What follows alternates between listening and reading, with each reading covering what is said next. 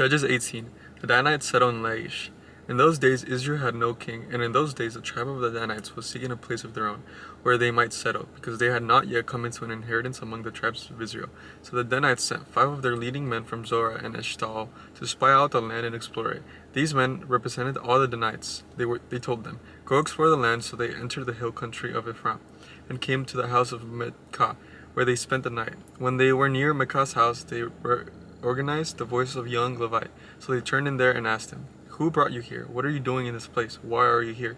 He told them what Micah had done for him, and he said, He hired me, and I am his priest." Then they said to him, "Please inquire of God to learn whether our journey will be successful."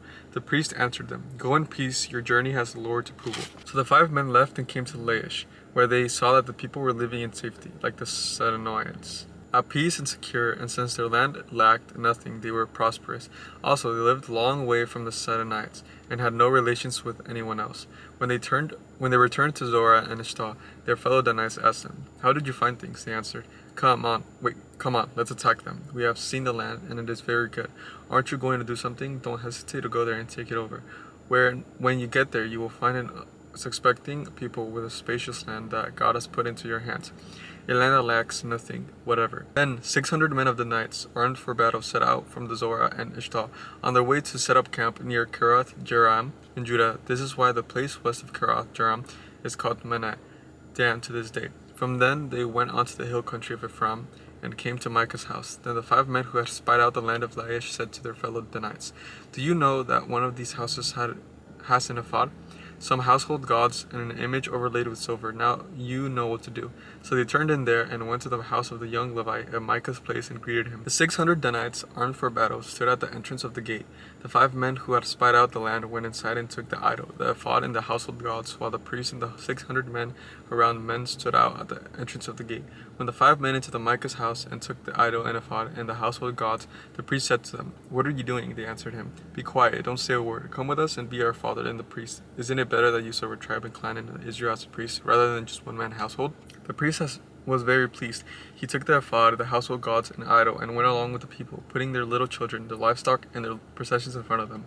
They turned away and left. When they had gone some distance from Micah's house, the men who lived near Micah were called together and overtook the Danites.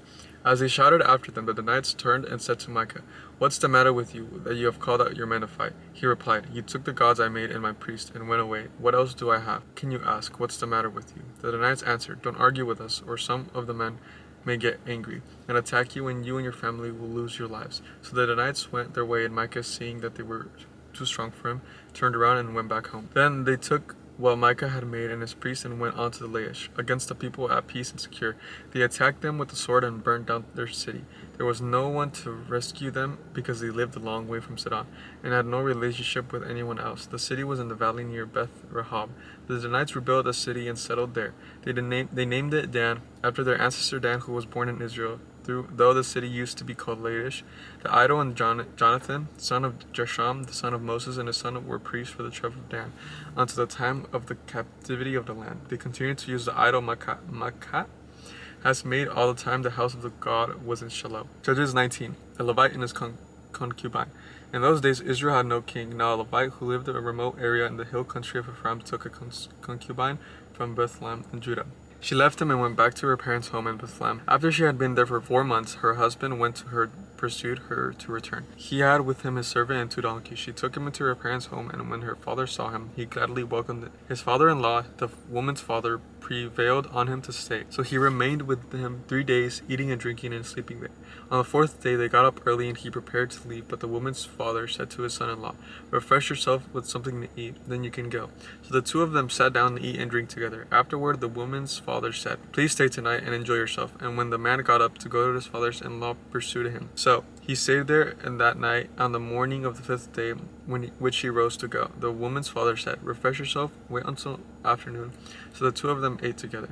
Then when the man with his concubine and his servant got up to leave his father-in-law, the woman's father said, "Now look, it's almost evening. Spend the night here. The day is nearly over. Stay and enjoy yourself. Early tomorrow morning, you can get up and be on your way home." But unwillingly to stay another night, the man left and went toward Jebus. which his 2 saddled donkeys and his concubine. When they were near Jebus, the day was almost gone. The servant said to his master, "Come, let's stop at the city of the Jebusites and spend the night." His master replied, "No, we won't go into a city whose people are not Israelites. We will go on Jabbeth."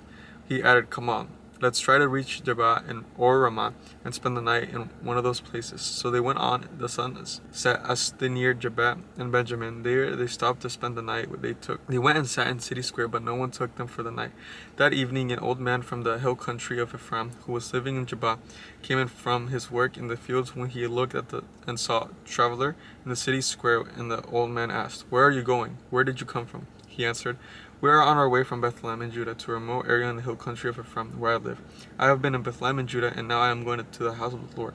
No one has taken me for a night. We will have both straw and fodder for our donkeys, and bread and wine for ourselves and servants. Me and the woman and the young man with us, we don't need anything. You are welcome at my house," the old man said. "Let me supply you with whatever you need. Only don't spend the night in the square." So he took him into his house and fed his donkeys. After they had washed their feet, they had something to eat and drink. While they were enjoying themselves, some of the wicked men of the city surrounded the house, pounding on the door. They shouted to the old man who owned the house, "Bring out the man who came into your house so we can have sex with him." The owner of the house went outside and said to them, "No, my friends, don't be so vile. Since the man is my guest, don't do this outrageous thing. Look, here is my virgin daughter and his concubine.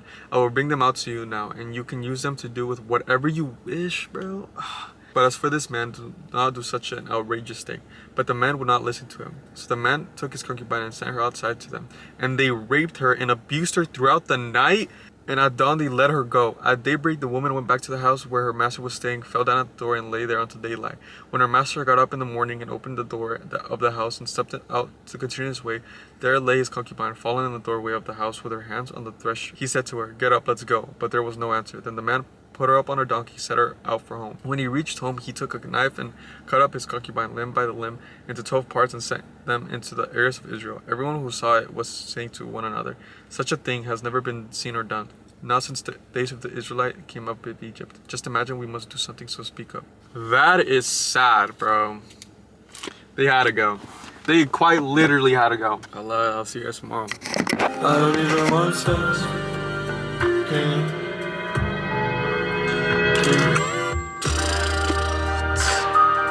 Give me reasons, wish, and we complete.